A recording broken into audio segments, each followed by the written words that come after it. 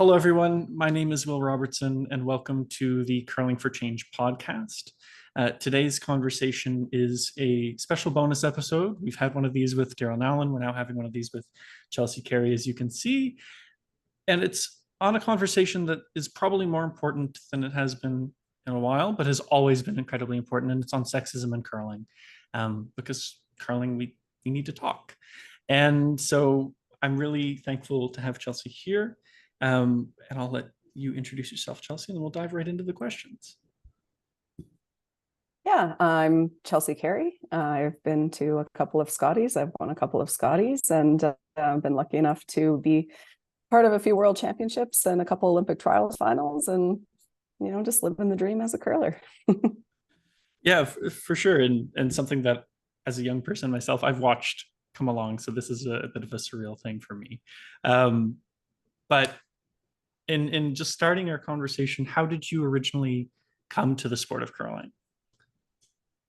I played every sport as a kid. My parents really believed in that.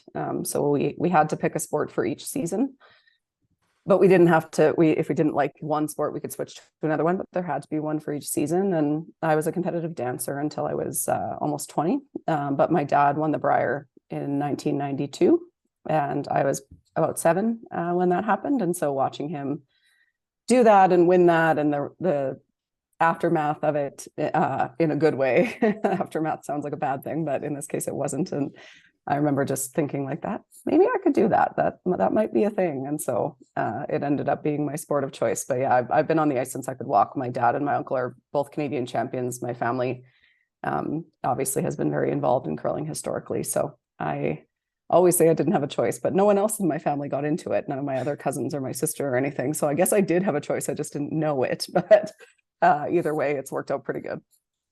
Yeah, a family affair. I think my dad always jokes about having curled in the oil fields. And then somehow I found it eventually. So, different pathways, but we all get there. We got to the same place. It's okay. Exactly. So, turning from obviously a very positive of where we've come into the sport of curling to the realities of sexism in curling, maybe speak to when you first noticed sexism in curling and how that kind of appeared to you. Yeah, I think the problem with me noticing it is that I didn't notice it in life.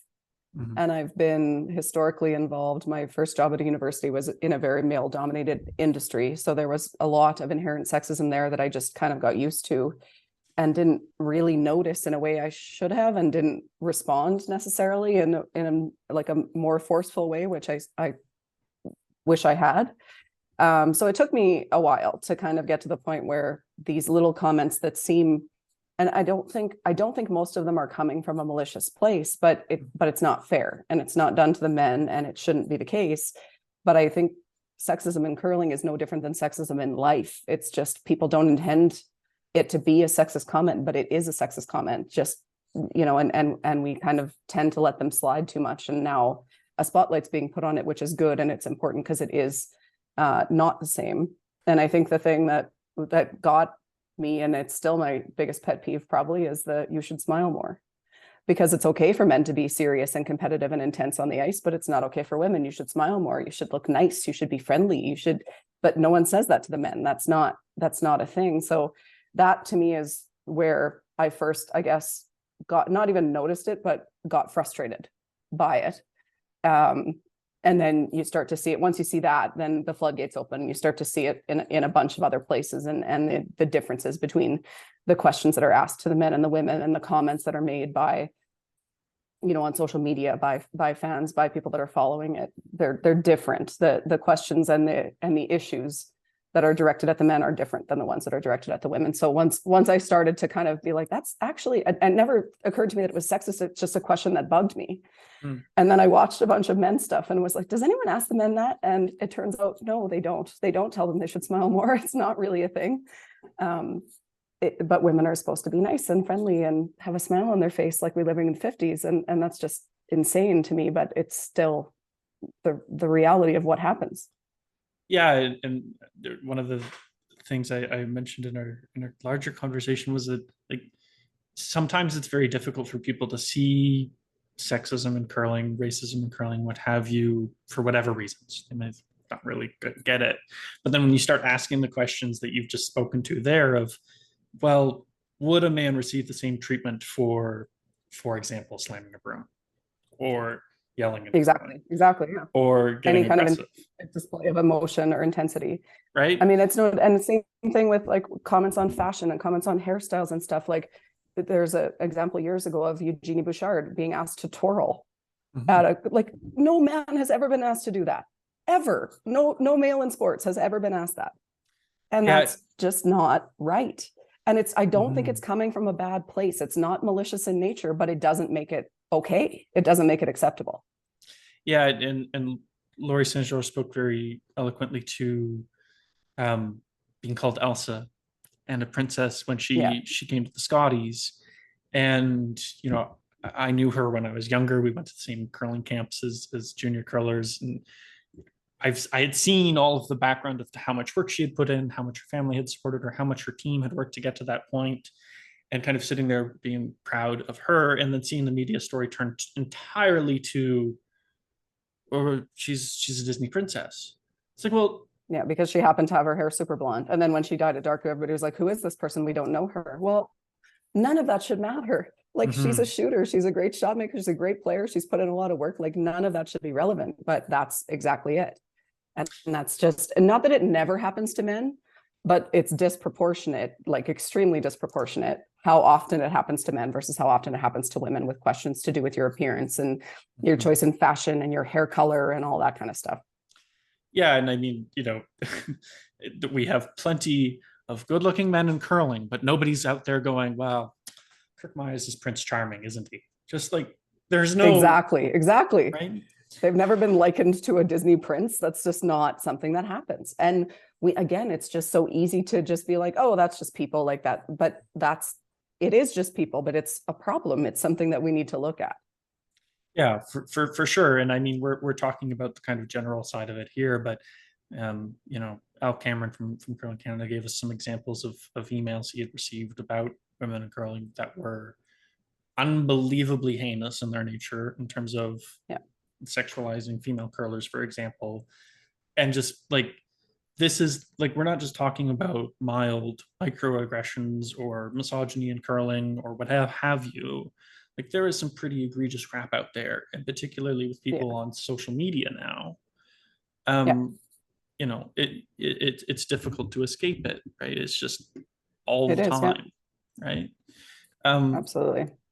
So kind of delving further into your experience, could you describe kind of two experiences you've had with sexism in curling? So one that was particularly, you know, disappointing to you, or perhaps one where either, you know, it was addressed or someone changed, or kind of, you know, had come to a different point of view and that might have been empowering or a positive reaction?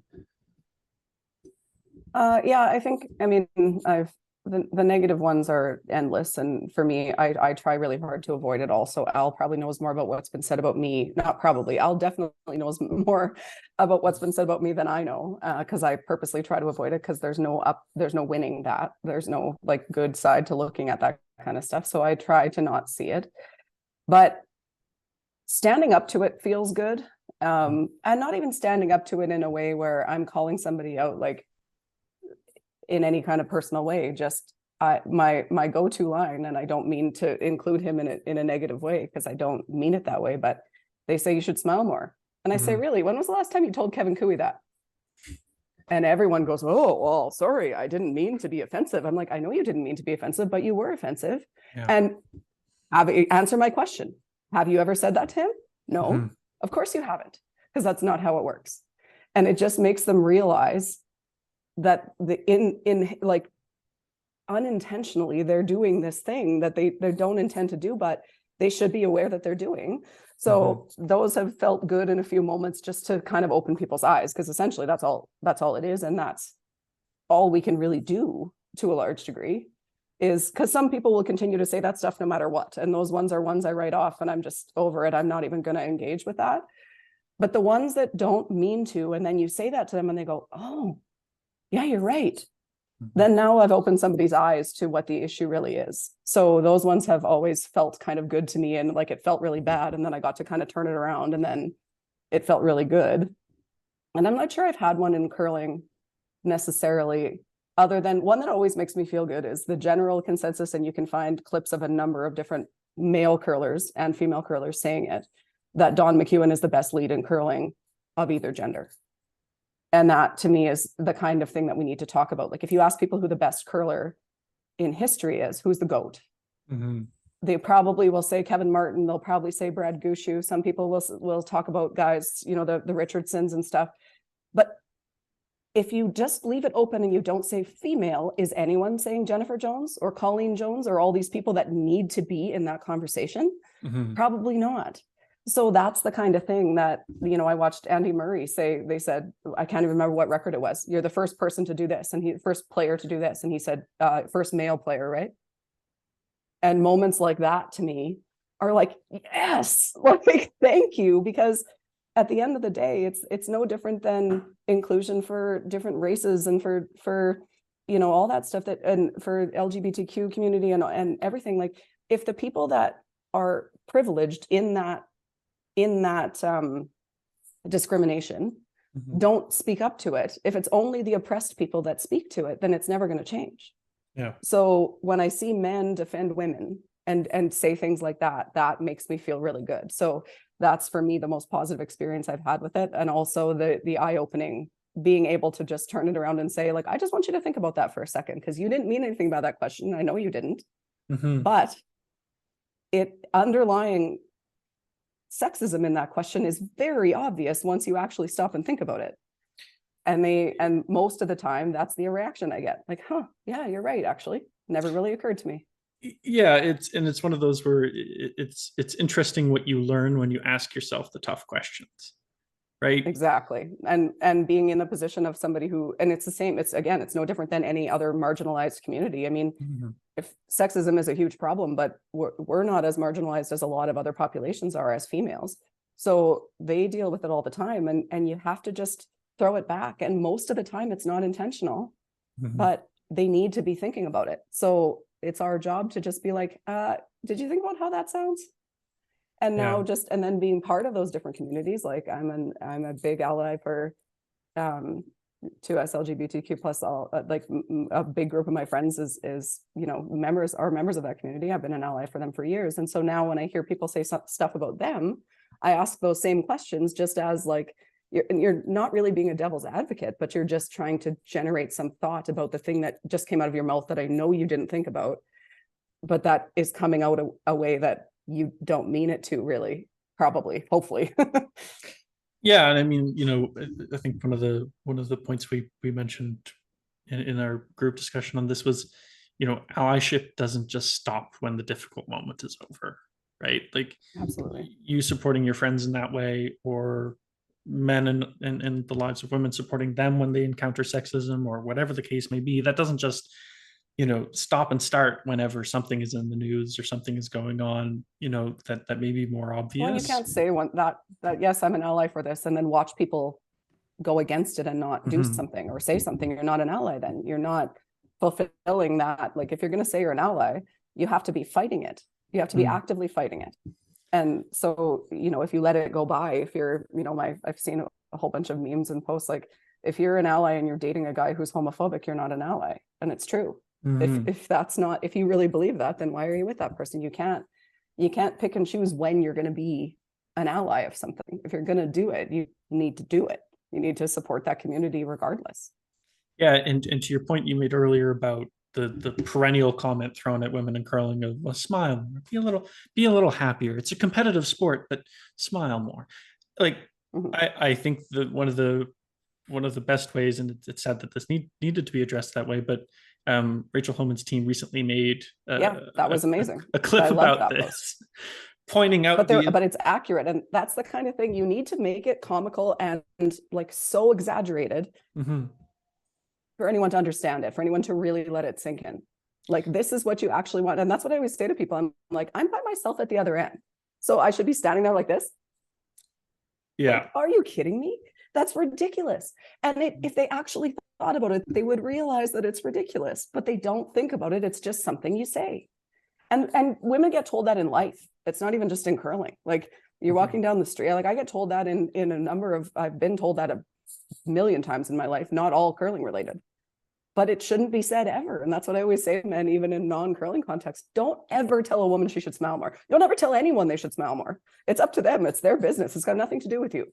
Like, if you don't like how they look or how they are, their mannerisms, then don't hang out with them. But that's not your business. Yeah, absolutely. And if you don't mind, from a personal perspective, and I mentioned this in our larger conversation, but I remember as a young person, like, I'm only 23, and I remember my first exposure to— You're still a young person. Exactly. My exposure to sexism for the first time in curling was you, in the sense that I remember your team going to Worlds, and I watch curling all the time. It's glued to the TV every time the curling season's around, and I had never seen any team of any type receive more vitriol and hate of the worst kind, period, than your team did going to the Worlds that year. And I was aware of sexism in my life and with people I knew, but I had never really seen it clearly in sport. In my experience, obviously, again, I'm speaking from a place of significant privilege in saying that. But that was kind of a punch to the gut to me, to be like, oh, wow, this is very much prevalent, very much here, and we really have to address this. And I was just wondering if you would like to speak to a bit of what that experience was like. It's something I've always seen and thought of, and I understandably would be incredibly difficult to endure, first of all. But I wondered maybe if you wanted to speak to that a little as that point. Yeah, I think the thing that, and I've talked about it quite a bit because I don't think enough people talk about it, and it's the same as anything, any kind of discrimination, or any kind of, you feel some shame, or you feel like you're not supposed to feel that. You're not supposed to feel like it's hard. Mm-hmm.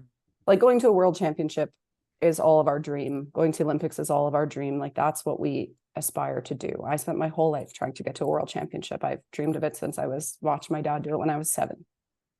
And so you think it's going to be this amazing, perfect experience. Mm-hmm. And then you get there and you have stuff like that to deal with.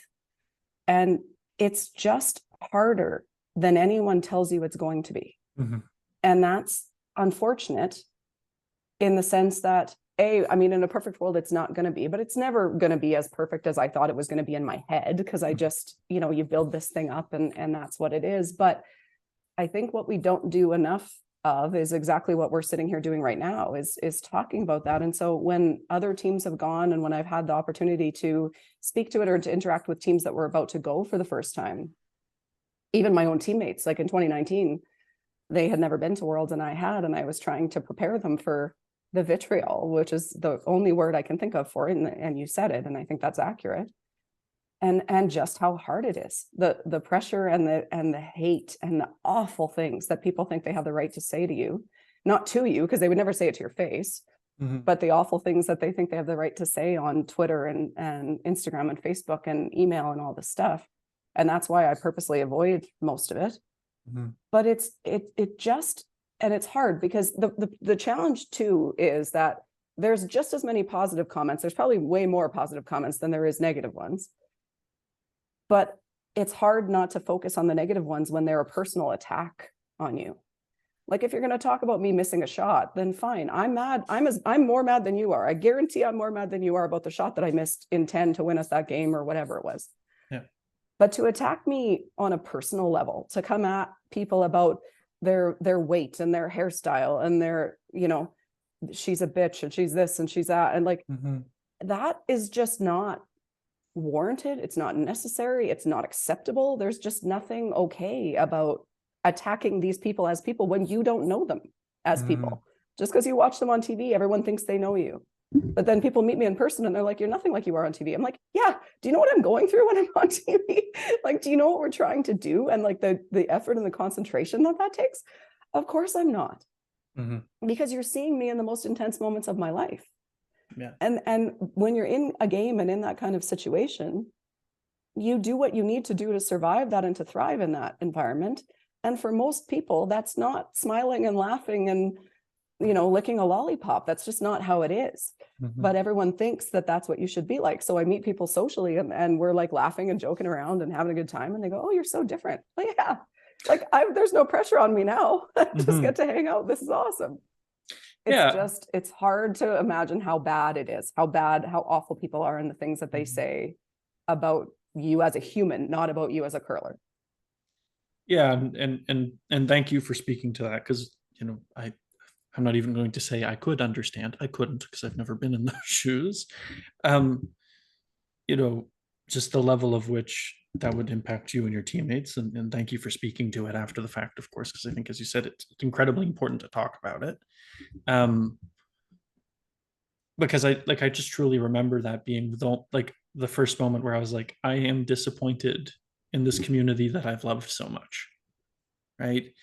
And you know, as you mentioned, like, this is something that people dream of. This is something that everyone wants to do. There is no greater honor than representing your country at a stage of that nature, period, no matter what the context is. And for it to be mired by that, like as you said, performance is one thing. Like, we can deal with, okay, we didn't perform as well as we wanted to writ large. Yes, that disappointment, that'll be one thing. But then for that other element of it, in terms of that sexism, in terms of that hatred that was directed towards you and your teammates, that is something that's just unacceptable, but also more prevalent than we would ever like to admit. Yes, that's exactly the case. Right. And so, you know, and it's moments like, you know, like that, but also there's been plenty of others where, you know, suddenly sexism is in our faces. And then we have the conversation. And again, to the point that you and I both kind of made, is that it's important to have these discussions outside of that, to be aware of it, because it doesn't go away. It doesn't hide under a rock while, you know, we're waiting for the next cycle. It, you know, someone's experiencing it, you know, as we speak. And so, you know, thank you for speaking to that, because I understand it would be, you know, obviously a difficult moment to kind of have gone through, and really, you know, thank you for leading after that point as well, because I could totally understand receding from that and going, okay, this is how you've treated me. See you later. I don't need this in my life. So, you know, coming out of those experiences, you know, why do you feel it's important to address sexism in curling? I think, I mean, I think it's important to address it in general, but in curling for the same reason. I think a lot of it is not intentional. And so it becomes more about education and about kind of throwing it back at somebody and being like, think about what you just said for a second. Like, would you have asked a guy that? And they just don't, most of the time they don't mean to. And like I said, the ones who mean to, I write off. I don't try to fix them. I don't try to talk about it. They're a lost cause to me. Yeah. But most of the time they don't mean it. But it's been laced into our culture for so long, and you grow up with this, like, oh yeah, girls sit over on the sidelines and boys play sports, and girls don't fight but boys fight, and that's okay. And just none of that is right. But it's just there, and it's in everyone's psyche, and so they say things that they intend to be innocent, and they actually intend most of the time to be helpful. Like, they think they're helping me by telling me to smile more because people will like me better. But what they don't realize is that that's a very sexist, like, that's an offensive thing to say to somebody. And when you point it out, typically they can get there and kind of realize why they shouldn't say that. But it just comes out, and it's just been so socially acceptable for so long that no one thinks twice about it until someone says something. And then they backpedal like crazy. They usually get super defensive immediately, and then they kind of eventually come around to it, and they're like, yeah, you're right, actually. And then now I've maybe made someone think twice before they say something like that again. So I think the reason that it's important to me to speak about it, and I did do what you said, I did dissociate from it during those events because I had to, it was survival. But coming out of them and then going to the second worlds, knowing that was coming, and trying to prepare my teammates and watching them go through it for the first time the same way that I went through it the first time, even though I tried to prepare them. I was like, we got to do something about this. There needs to be a bigger push to kind of end this. And so I think it's super important. And I watch other teams go through it. I watched Carey Anderson's team go through it. And I spoke out about that as well, because it's just not okay. And people are just ripping on them on, like I said, performance is one thing. They won a bronze medal. Like, you can't even rip on the medal. They were on the podium. But they still got so much hatred about things that shouldn't matter, that aren't, there was a race issue in there. There was all kinds of stuff. And it's just like, so they can't say it because it'll just sound like sour grapes from them. So I said it because I wish that somebody would have said it when it was me going through it. Yeah, I mean, absolutely an important points around. And I think as well to Carey Anderson's team, when we talk about privilege in terms of experiences of sexism or other things, of course, as you mentioned, there is the race element there in terms of, okay, well, they're going to represent the Métis Federation on their pants, as is their right, firstly. Well, and Carey Anderson is Métis. Exactly, right? Like, right. Not only their right, but actually the right thing to do. And also the first people in Canada, like, let's be clear, that's the most Canadian thing you could do in a lot of ways. Yeah, and seeing some of the attacks that were directed on them of like, wow, you shouldn't have anything other than the maple leaf. It was like, okay, where has anybody written these unforeseen rules? Yeah.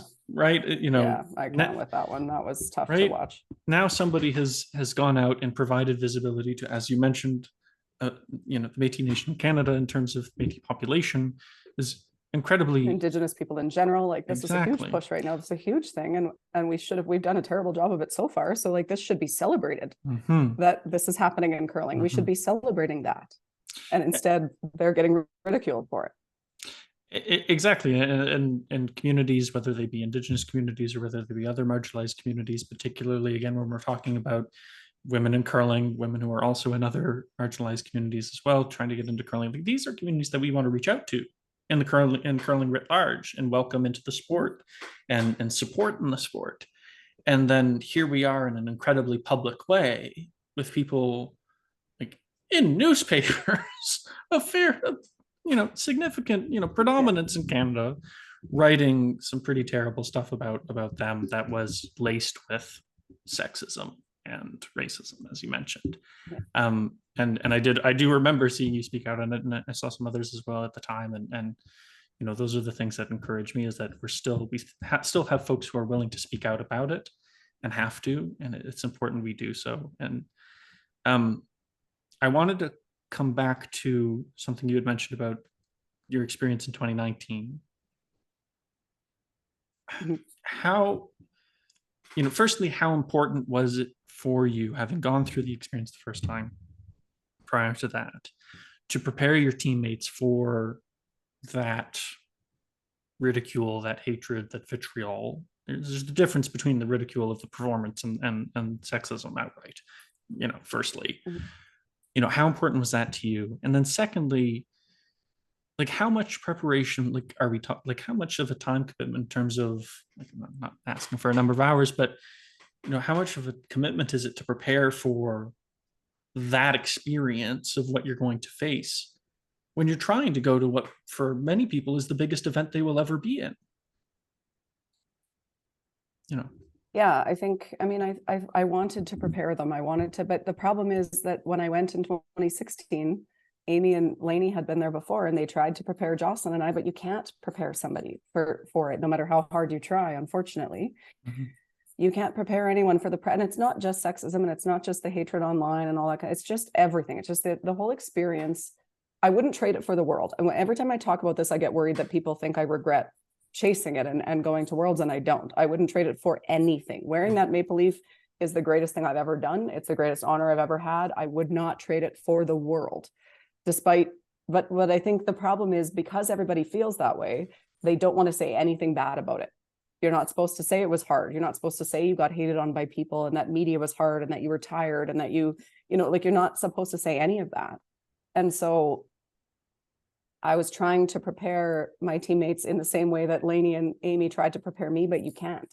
It's a losing battle, unfortunately. And because until you go through it, you don't know. what I did listen to, and when I went to Worlds my first time, that I'm not sure every teammate that I've, or every person, not even just my teammates, I've done this with other teams, is turning off all your social media. You have to try to get away from it, because it's just too hard. It's too awful and too hard to look at what the bad things, and you get sucked into it, and it's a bit of a wormhole, and if you go down there, you're in trouble. And I mean, everybody's different, so I'm not trying to control what my teammates do with their off time either. Like, you do you, but I'm just saying, if I were you, I would turn off those notifications, kind of thing. And it's because it's too hard and too awful, and some of them will still get through to you. And like, the only reason I know about some of it is because I tried to turn off everything for the most part, but I did still end up seeing a few bad things that were said. But that's why you have social media people and Curling Canada people. It's like, somebody else filter it so that we don't have to read it, because it's just like, it's actually hard to believe the things that people say. Yeah, and especially when veiled with anonymity, right? Well, that's the thing. Everyone's brave behind their keyboard, right? Like, no one walks up to my face and says any of that to me, but they'll say it behind the keyboard. And sometimes, and I don't see very many of them, but there was a few times, and Al would always scold me because I'm not supposed to be looking at it. I'm not supposed to be responding to it. But every so often I would see one and I would answer it. And basically just like very politely say, like, sorry that disappointed you and blah, blah, blah. But like, as soon as you answer them, then they backpedal like crazy. The comment gets deleted. They go like, they don't actually want you to, like, they think they want you to see it. But then as soon as you do and you say something, they go, oh no, that's not what I meant. Well, yeah, it is actually what you meant. And you need to be called out on it sometimes. But it's hard for the athletes to be the ones who are doing that, because you're also trying to go and perform. It's just a lot to put on one person. And as far as like the amount of time to prepare for it, I can't put a number on it, because you can't, if you've never been before, I don't care how many hours you put in trying to prepare for it, you can't do it. You can't do it. It's an experience thing. And it bothers some people more than others inherently, just like the way they are. And I mean, I would encourage everybody who wants to go to an event like that to do all of the mental trainer side work, like all the sports psych and all that stuff, because that's what helps you get through it. It's trying to stay focused on yourself and in the moment, and the breathing exercises and all that. Like, that's what I did. And that's not that it was perfect, but it's the only thing that helped me get through it, because you can't stop any of that from being said, and you can't prepare yourself for what it's going to feel like. Even the second time, I knew it was coming and I still wasn't prepared. It's hard. So you have to find a way to get away from it, and stay in yourself as much as possible. Yeah. And I think some of what you spoke to in terms of the human side of it, right, is like, yes, there's an element of high performance athletes going to, whether it be a world event, a national event, whatever event it is, and focusing on what you need in order to perform well. That's the main thing, the main side of it, of course. You're also human beings. Yes, that's the part that they forget. They forget, right? You're a person. They just speak like this. You're this entity. And that's why sometimes when I answer them, they do this backpedaling thing, because they realize I'm an actual human who's reading their awful thing that they said about me. And then they go, oh no, I didn't mean that. Like, what if, like, this is someone's daughter, this is someone's sister, this is like someone's friend that you're saying this about. Imagine if somebody said that about your best friend. Like, how would you feel?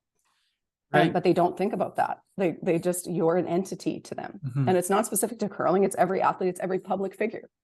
They think they have the right to criticize you, because they don't think of you as a person, even though they also think they know you as a person, because they make personal judgments about you based on what they see on TV. But then they forget that you're a human. It's a bit of a dichotomy, but that's how it is. Yeah. And forgetting that they're a person, but also not knowing what you're going through. Right. Like, oh yeah. Well, and that's the thing. Like, you're really brave sitting on your couch. I watched the guys try to do the run the marathon. I'm like, well, that guy's slow. Yeah, watch me try to run a marathon. That wouldn't go very well. Like, they don't get it, but they forget that they don't get it, because they watch professionals do it every day, and then they think they know what they're talking about. Yeah, and it's it's one thing for people sitting at home watching curling to kind of forget that you're a person in addition to a curler, but also even in your clubs or in your life outside of curling, or in your local area or what have you, like, anybody who comes into your curling club, or anyone who you encounter, whatever you may think, whatever your initial prejudice is, whatever that may be, at the end of the day, you don't know who they are. You don't know what they've gone through. You don't know you don't know what's happened before you've seen them. And no, you have no idea. Just to remove that and go, here's my judgment, and this is all I'm going to say, and this is all I'm going to think because it upsets me, it annoys me, I don't like it, whatever. And then to totally remove, as you said, that human element of it, is something that's more common than anyone would really like to admit. Social media, case in point, but also personally, we're looking at curling community where, yes, we are getting better, and yes, curling is better than other sports, but sexism is still incredibly prevalent and has been for a very long time. Racism still prevalent, has been for a very long time. I grew up curling in Atlantic Canada, and it took me almost a decade to encounter a curling event where there was a person of color. I still have been to very few, and I've been playing my whole life. Right. And I'm actually on the board for the Black Rock initiative, because I think it's important. And when I went to the interview for the board, Andrew Paris said to me, have you ever, do you know what this term means? Have you ever experienced this? And I was like, yeah, not to your degree, but women do get this. This is a thing that we experience as well. And that's why I want to fight against it, because I don't want anyone to have that. I don't want anyone to feel that. And women, it's nowhere near as bad for us as it is for some marginalized communities, especially in curling and golf, and some of these that are white people sports. We want to change that. I think we should want to change that. So anyone who doesn't, I need to have a conversation with, I guess. But in my mind, we want to change that. We want to welcome people into it because it's such a cool thing. It's such a niche Canadian sport. It's awesome. So why wouldn't we want new Canadians to go and do that and experience that and be part of it? It's fantastic, but we have to work at it because right now they don't feel welcome. Yeah, and for anybody listening, Chelsea very much said white people sport in air quotes. So just to be clear for anyone listening and not watching. Sorry, yes, I did air quote that. To be clear, and yeah, the traditionalism in curling, whether it relates to women participation in curling, whether it's related to Indigenous peoples in curling, or racialized persons in curling, or newcomers to Canada, there is an element of that traditionalism that some people are like, well, that's key to curling. We gotta stick to our roots. Well, yeah, some of those roots are problematic, at a minimum. Yeah. And so, thinking about that and asking those hard questions, and as we mentioned, and seeing not a lot of racialized people in curling. Well, in your communities, in your curling clubs, have you asked the question of why those communities aren't there or represented in your club, or why they may not feel welcome? If you don't have a lot of women in your leagues, for example, maybe ask why. What is preventing people from feeling welcome in those spaces? And you can apply that to any marginalized community whatsoever of, well, we're in a sport that's not growing rapidly. Clubs are struggling. Not in Canada. Right. Yeah. And, some of these clubs that are struggling are also clubs that go, well, we should stick to our tradition. Well, maybe you should think about being more inclusive and changing the ways we think about how curling is. Why are things gendered? Why do we hug to traditionalism as much as we do, in some of these questions? So, that plays into. I think there's some value to some traditions. I like the shaking hands before and after the game. That's an etiquette thing. And that's, and leaving, there are some traditions that are great traditions there, but the ones that exclude people, I just don't think that we need to go that way anymore. And I think that we're making a mistake by doing it, and we're limiting our reach and limiting our popularity and everything by doing that. And the future of the sport is going to depend on not limiting that. So we keep saying, why isn't it growing? Well, it's not that hard to look around and be like, have we ever reached out to this community of people? Have we ever focused on getting new Canadians into a curling club and showing them what curling is? It's so quintessentially Canadian. I mean, it's not historically, but we know it is for our purposes. So why wouldn't we want them to do that? It's the same as hockey. Why wouldn't we want to make hockey inclusive? We want everybody to do that because it's so Canadian and we want them to be part of it. I mean, that's the point. And that's what we're missing. We're not trying, like you said, it's we go, so registration's down. We don't have a lot of women. We don't have a lot of any kind of marginalized community. Well, why not? Why? Curling's affordable. It's reasonably cheap compared to other sports. It's a great social activity. Like, why wouldn't we want these people to come play in a league? It's better for the club. It's better for them. It's better for the membership. It's just, there's no downside. Yeah, absolutely. So you've very eloquently spoken to your experiences, but also to, you know, allyship with other communities and some of the things that we can do, and why it's important to address sexism in curling. Where do we go from here? You know, what can we do to address, you know, sexism in curling, to hopefully one day eliminate it, perhaps, and make curling a more inclusive sport for everyone? Yeah, I think a lot of it is awareness and talking about it, and we're doing a bit better job at that now. But I think that it comes down to, in a number of ways, of like trying to eliminate sexism in general, because I think a lot of the comments that are made about curlers, about female athletes, but especially female curlers, are more just generic comments that get made to women all the time that shouldn't, like smile more, like that kind of stuff. But I think we also need to be looking at things like the curling club I grew up in, which I love. They didn't used to have a women's dressing room. And I understand that when the club was built and all that, there was no women that were curling. That was not a thing that was allowed at the time. And so the men have this huge dressing room downstairs. I don't think it still does, but at one time it had saunas and hot tubs and stuff down there.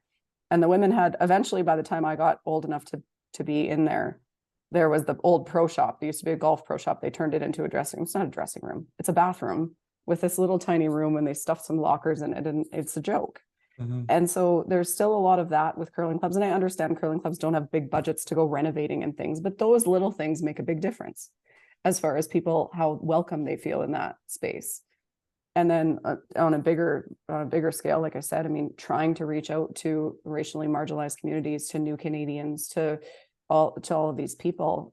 I just think that there's been little to no effort made in general by the curling community in that sense. We all say it's inclusive, and I think that people mean it in generally, but we're willing to include them, but we're not doing anything to try to draw them in. Like, we're not approaching them. We're not making it an option for them, like that's in their face, that like, you should come try this. Like, here, like, no, I'm not just saying you're welcome, but I'm going in there, walking in there and closing the door in your face. I'm saying, like, I'm standing here, hey, you come in here, like, let me show you this. And I just think there's not been enough effort made in that sense. I think from the sexism standpoint, we've done a decent job. Like you said, it's better than other sports. I just think that what's left inherently sexist in curling is what's inherently sexist in life. The little side comments and the comments on people's appearance more than the men, and that kind of stuff. We just need to call people out on it.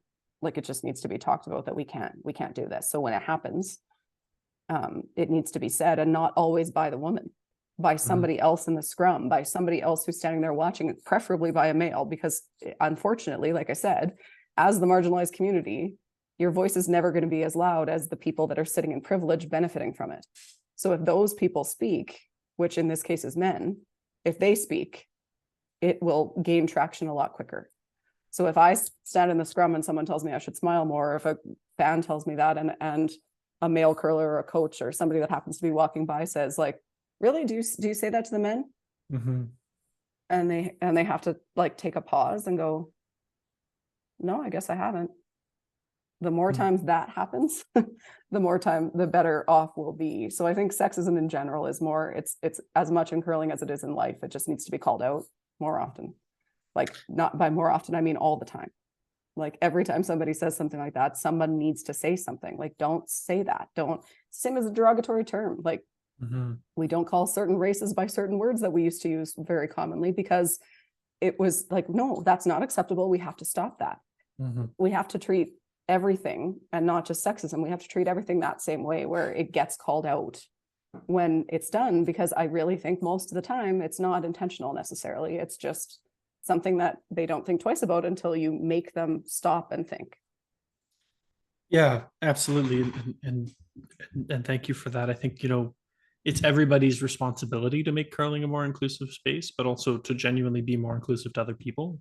You know, some folks have said, you know, it's about being kind, it's about being empathetic, it's about placing your biases on the table and saying, for example, I am a cisgender white man of relative privilege for a whole plethora of reasons.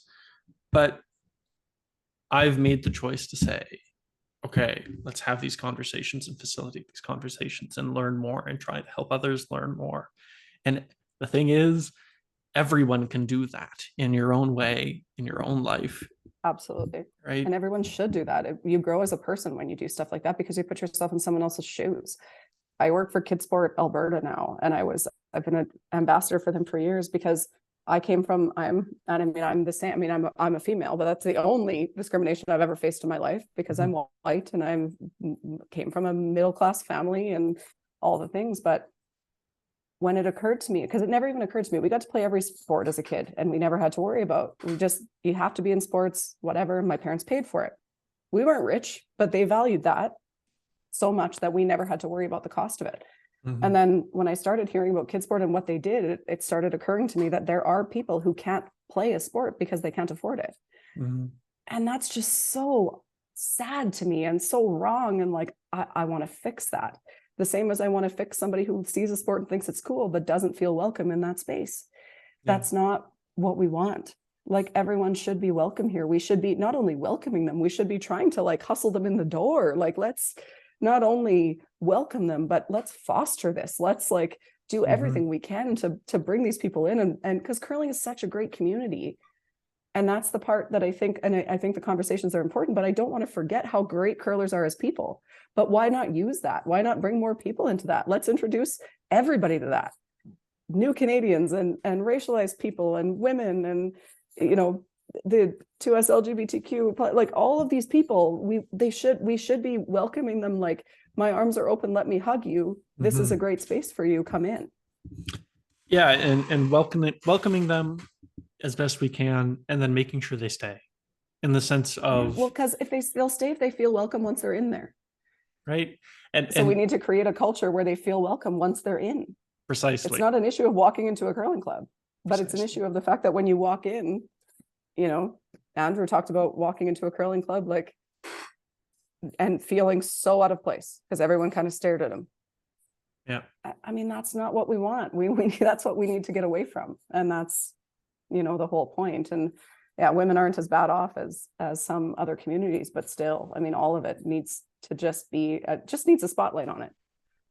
It needs some attention, and we're doing a better job of that, but we can't let our foot off the gas, I don't think, because it goes back pretty quick if you don't keep the attention on it. Like you said, with allyship, like it's fine when it's Pride Month and everyone's a big ally, but then what happens in August when it's not Pride Month? Like, how do they get treated? And that's not okay. So we need to keep the spotlight there and create a different culture that welcomes these people willingly and fully. Because I don't know that necessarily is the case. I think it generally is everyone's sentiment, but I'm not sure it comes off that way sometimes to some newcomers that aren't your traditional curler.